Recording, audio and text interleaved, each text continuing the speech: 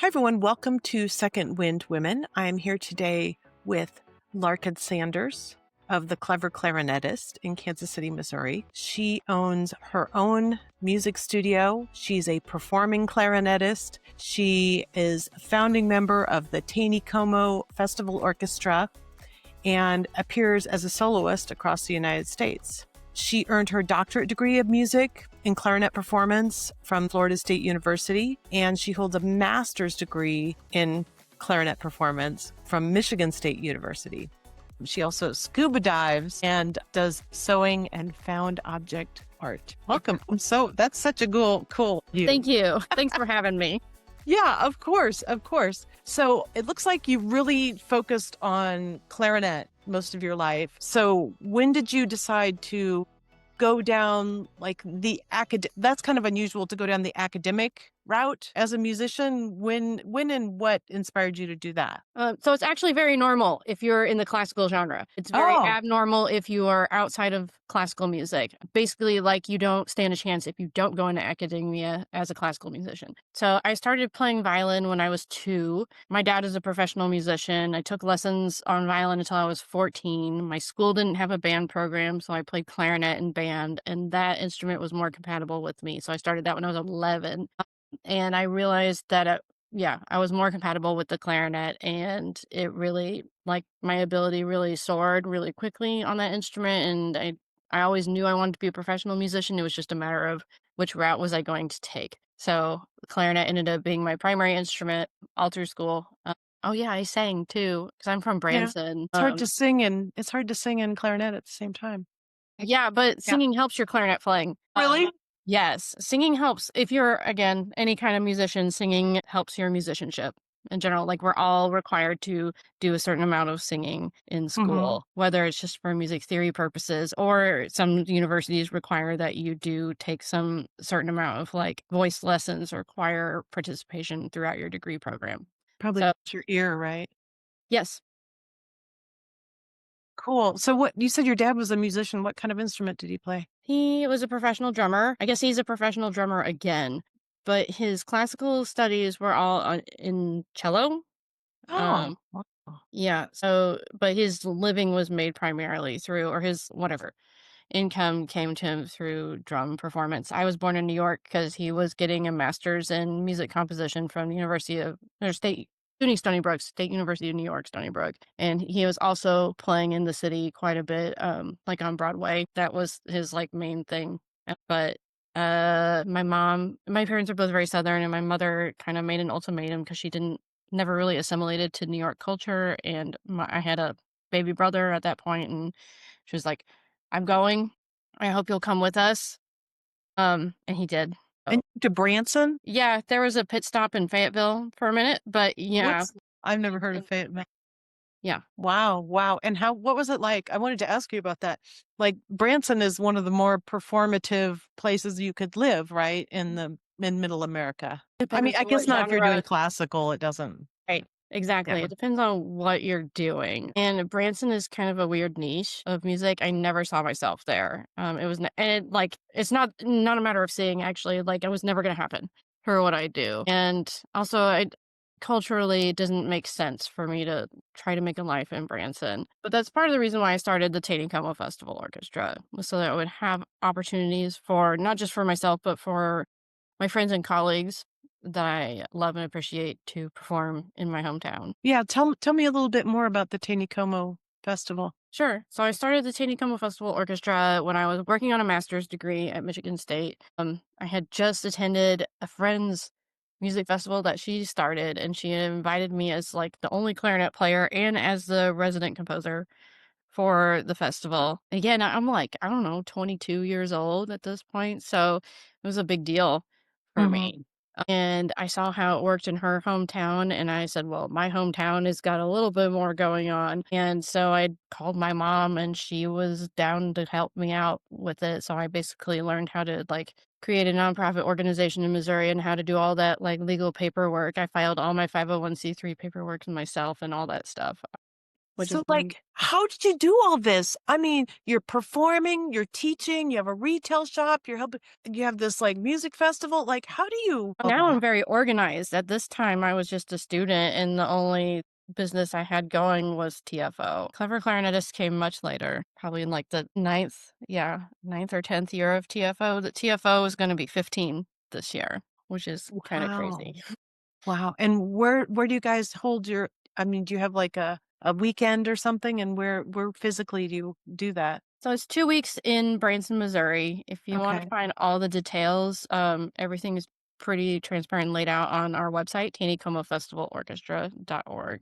2 weeks in Branson, we bring in musicians from all over the country. You have to audition and be accepted to get in. And everyone is put up with a host family. So no one, you don't have to, it's unique amongst music festivals because there is no tuition and there are very few expenses incurred when you attend the festival. It's a very important part of a musician's education, like part of their academic education, that in the summertime when they're not in school, that they are participating in a summer music festival. And most summer music festivals have cost thousands of dollars in tuition, and TFO doesn't cost anything. So that's how it continues to grow. I mean, that's a thing, isn't it? Like why the a lot of particularly classical musicians are people with means, right? Because they have the ability to, send their kids to something for thousands of dollars, and instruments are not inexpensive, lessons are not, school, all that stuff. Yeah. I'm not sure how much credible research there is on that topic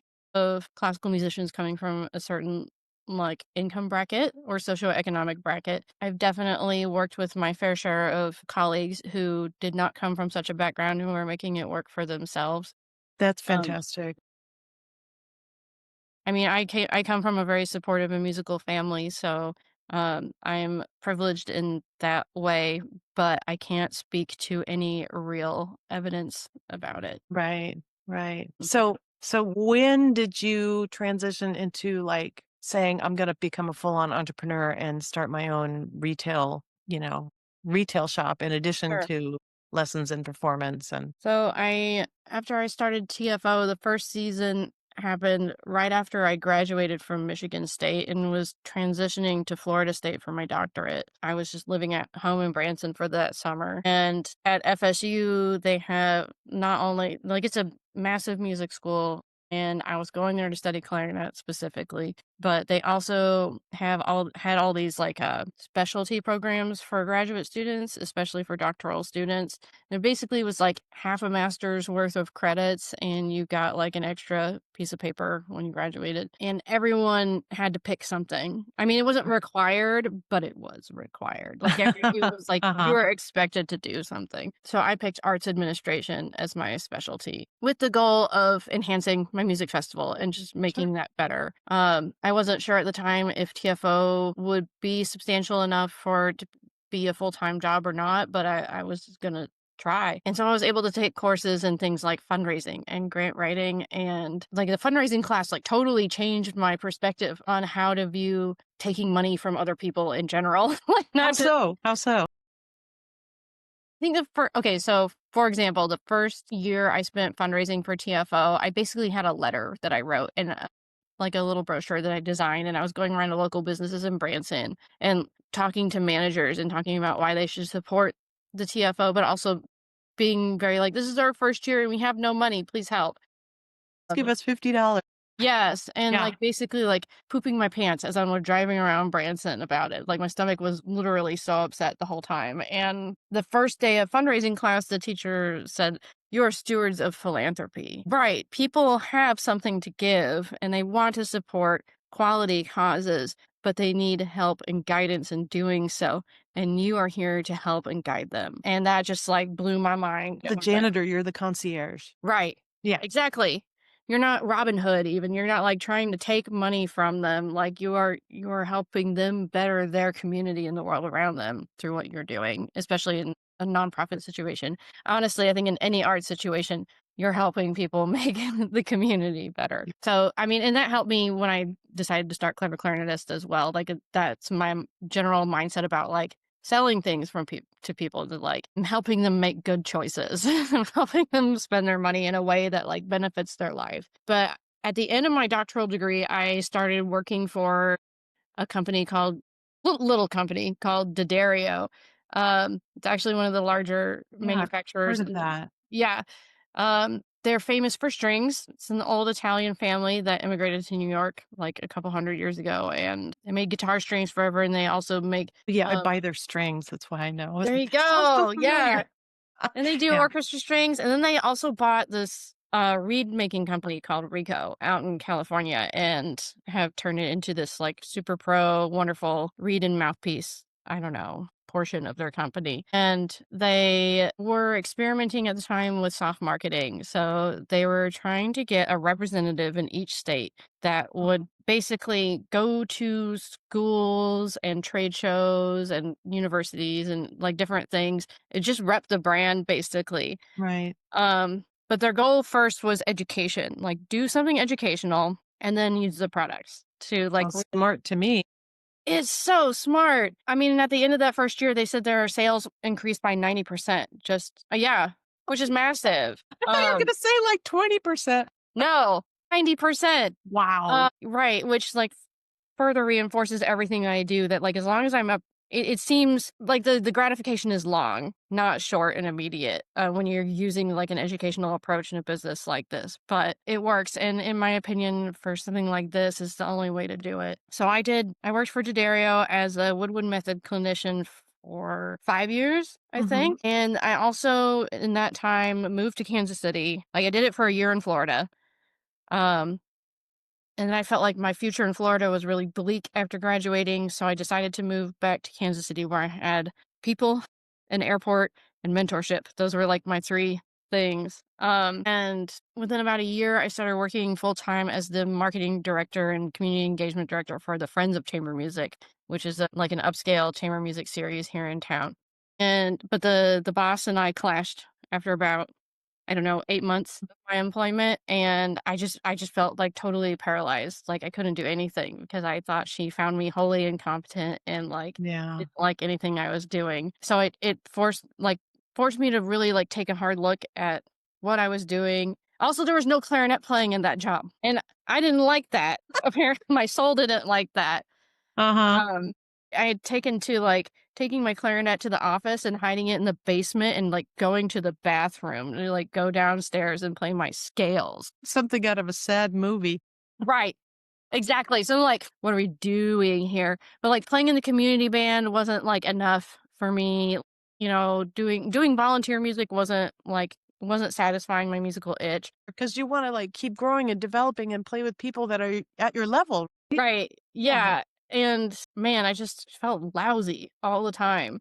Yeah. Spiritually, emotionally, and otherwise. There's something, like, horribly like, there's a horrible feedback loop that when you think somebody doesn't like you or think you're Right. incompetent, then every little tiny thing you do that's not perfect, it, like, amplifies their Yes. yeah. Yeah, exactly, and I think a lot of people fall into this trap professionally. It's not even really a trap, it's just, like, an unfortunate situation. I think it's really common in nonprofits like this because the staffs are so small. Yeah, and Um they're doing it because they love it. They're not doing Right. it for the money. Yeah, I've a long history in nonprofits, Yeah. arts nonprofits, so yeah. Exactly. So, yeah, that's exactly where I was. I mean, I got to work with like some of the coolest musicians in the world doing that job. But my favorite thing was taking like string quartets to Title I schools and doing concerts for little children. Like that was what the thing that like made me happiest. And my boss would be like, I think this is a waste of time, which was just like soul crushing to me.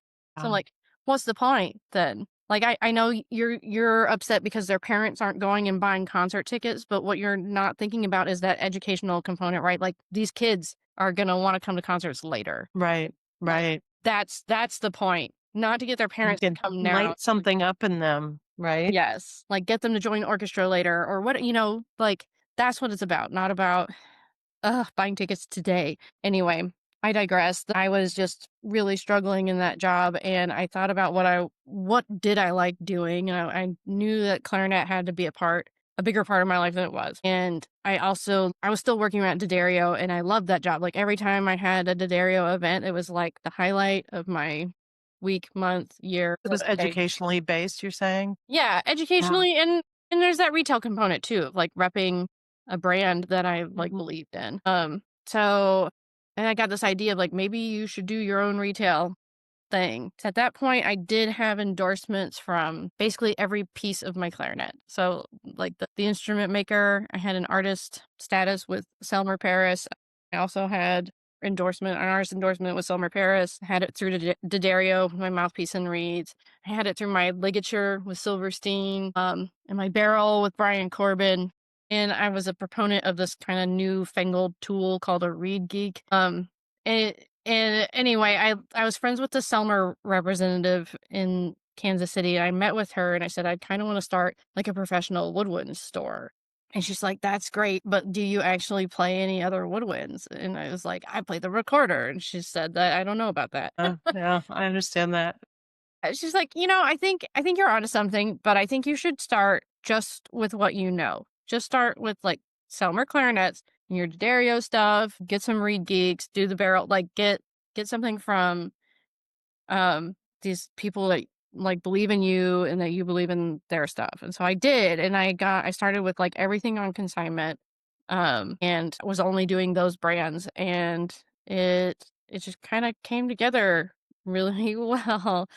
And I was able to quit that job at the Friends of Chamber Music, and I took on a couple of like adjunct teaching jobs that I actually just left as well, like this year. So you're saying the retail did not arise like in conjunction with lessons. It wasn't like you were giving people lessons and they're like, "Oh, we're going to need clarinets to have lessons."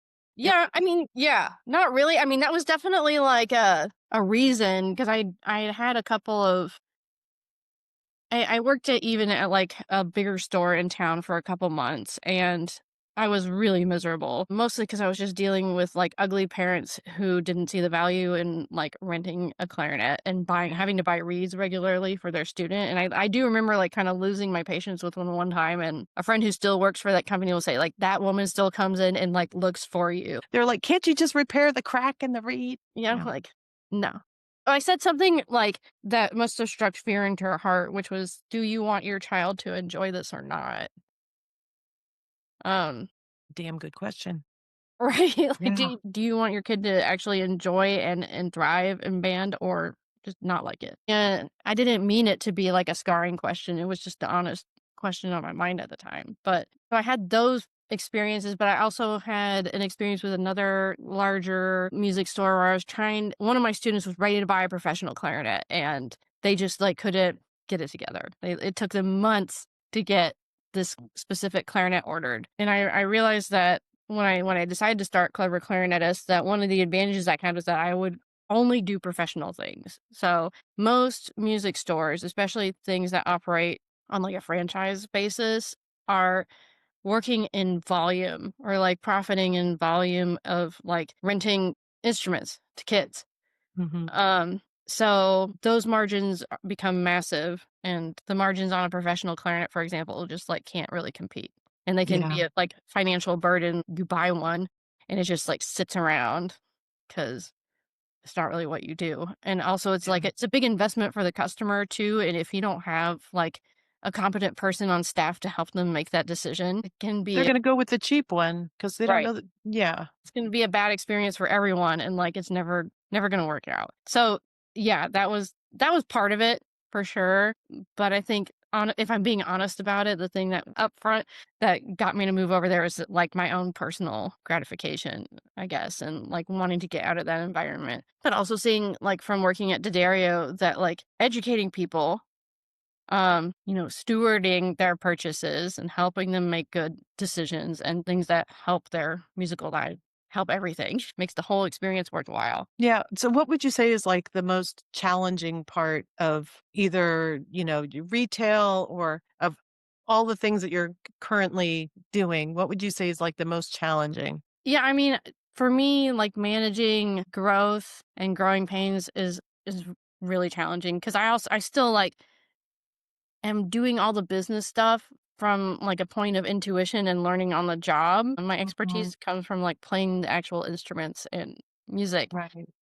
And I can learn a lot on the internet, but I'm never gonna catch up to like Sweetwater or Woodwind and Brasswind. I'm never gonna like have that kind of level of Would you expertise. really want to be them though? No, the clever clarinetist would never work on that scale. So I feel like a laboratory or clever clarinetist is a little, or that's how I've decided to see it. Like we can try things and I don't like taking huge risks. And ironically, like I started a clarinet store, but like I'm a little bit risk adverse. So growing for me is a challenge. And Maybe you used up your risk tolerance already by right. starting the store, and then you're like, nope, no more. Yeah, I kind of feel that way sometimes. I mean, I say that, but I've also like have experienced a lot of growth since the business started. It's about 5 years old, and I now carry 3 different clarinet manufacturers, and I carry like 5 or 6 different barrel makers, many lots of different mouthpieces. Like I carry so many more things than the like one of each Right, right, right. when I started, and it is like a profitable venture now too, Yeah. a little bit.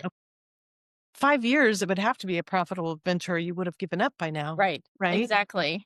And I've also like I've experienced like all the worst I think that humanity has to offer, like as far as the business is concerned. I've had fraud and theft and learning how to overcome that has been like a big challenge. And Sounds soul crushing, it, really. it is Especially when it's like your mission, that your business is like your mission. It's not just right. like, oh, I sell clarinet. No. Right. Yeah. It's not I don't just sell clarinets. I'm like, I want your clarinet playing life to be the best it can be. You just stole that okay. So that also makes me risk adverse. I don't know. Sometimes now I'm thinking I should give myself a little bit more credit. But anyway, I would say those are the big challenges, like being able to accept that, like, okay, it's time to try something new. Are you still happy though that that this is where you're at, right? Mhm. Despite the challenges? Yeah, Mm. absolutely. I would rather be doing this than any of the things I've done in the past. That's for sure. I know I'm not incompetent, so I definitely like won't tell myself Obviously that. not. Yeah.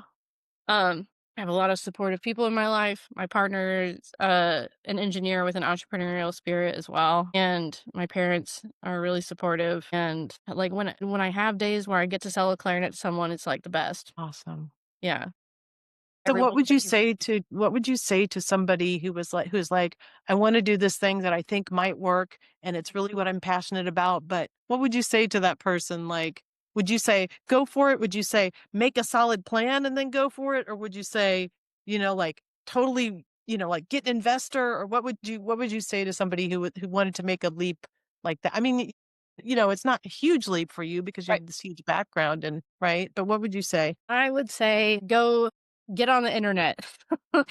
um and start Googling your ideas. See if they exist and on what scale do they exist. And if they do exist, what do you have to offer that sets your situation apart from Right. everyone else? Like I would start there before even making any kind of plan because you don't want to I would really discourage someone against like diving into a dream only to find out that it's already been done and at a scale that can never be taught either. So like when I wanted to start Clever Clarinetist, I met with somebody in the industry and was like, I want to do this. And I started in a completely different scale in but came back with a lot of really good information. And I sat down with my computer and looked at like, okay, where's the closest like clarinet specialty store to Kansas City? And it's in St. Louis. Yeah, Right. that's not clear. No, it's not close. And like there's not like everything is like band and orchestra focused in this region. Mhm. And there's a big, like, professional instrument seller in Minneapolis, but, like, those are far Yeah. away. Yeah, but I mean, isn't part of what you're really bringing to purchases is, like, your personal connection with people and, like, something that a big band music store wouldn't necessarily be able to offer? Yes, Yeah. absolutely. I mean, and that's part of, like, why that's one of the ways the model works really well for me is that oftentimes people will come buy an instrument and they will enroll in lessons or vice versa. They'll enroll in lessons and take lessons for a little bit and then decide it's time to, like, get fully outfitted or get an upgrade. So, yeah, like, that model actually really helps me. Yeah. Yeah, no, I bet. I've taken many music lessons and none of them. I know a lot of music stores that offer lessons, but I know a Mhm. lot of places offer lessons don't have instruments. Right. Yeah. Yeah, they either, like, do one or the other, or if they do offer lessons, like, I don't know, I've always been suspicious of people who, like, will teach lessons for any instrument. It's like, "What but which one do you Yeah. play? Which one Yeah. I which mean, one do to you get do somebody expertly?" started maybe, Right. Yeah. Is there anything else you wanted to like add or convey? No, I said a lot, I think. I always have a lot to say. It'll be an interesting year because I'm currently expecting my first child. I know it's exciting. Congratulations. That's awesome. Thank you. He will be joining the world in March. It's very exciting. And so that'll be the next challenge, is balancing the stuff with the adventure that is motherhood. Totally worth it. Totally not easy. Yeah. I'm excited though. Yeah. Fantastic. Well, thank you. Thanks for coming on. I really You're enjoyed so talking welcome. with you. Yeah, likewise, Karen. Thank you.